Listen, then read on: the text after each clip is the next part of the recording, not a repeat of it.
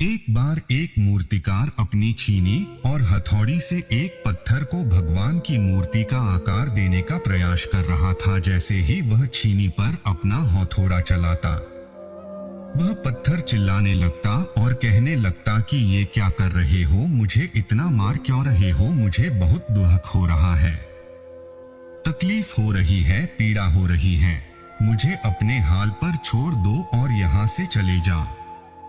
मूर्तिकार ने उस पत्थर से कहा, मुझे बहुत अच्छे से पता है कि तुम्हें बहुत ज्यादा दर्द हो रहा है, तकलीफ हो रही है और तुम बहुत ही ज्यादा पीड़ा में हो, लेकिन यदि आज तुमने इस दर्द को नहीं सहा, इस तकलीफ को नहीं सहा, तो जीवन भर तुम यही इसी प्रकार से पड़े रहोगे।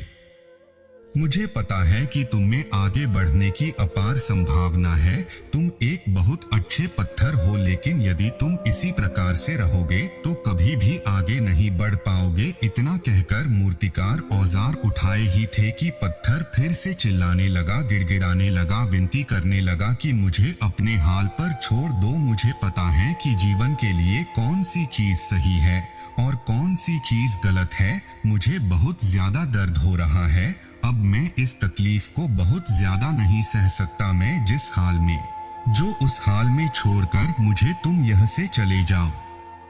उस मूर्तिकार फिर से उस पत्थर को समझाने की कोशिश की, ज्यादा अधीर मत बनो और अपने सब्र को बनाए रखो थोड़ी देर और इस दर्द को सहो। यदि इस दर्द को सह लिया तो मैं भगवान की मूर्ति के रूप में तुम्हारी स्थापना करवाऊंगा और फिर दूर दूर से लोग तुम्हारी पूजा करने आएंगे और पंडित और लोग तुम्हारी सेवा करेंगे।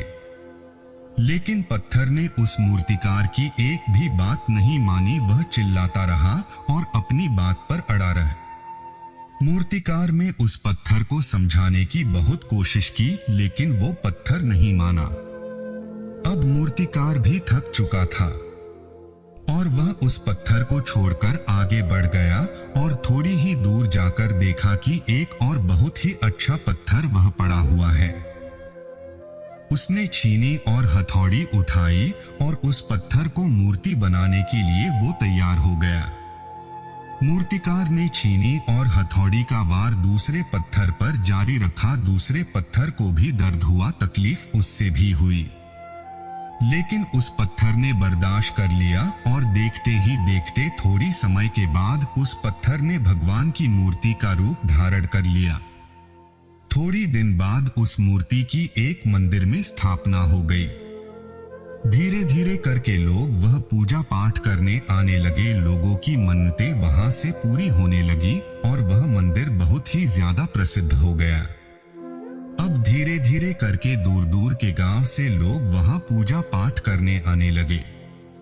फिर एक दिन और उससे पत्थर को उसी मंदिर में लाया गया और उसे एक कोने में रख दिया गया। अब लोग आते और उस पर नारियल फोड़ते। ये कोई और पत्थर नहीं बल्कि वो पत्थर था जिसने दर्द को नहीं सहा था।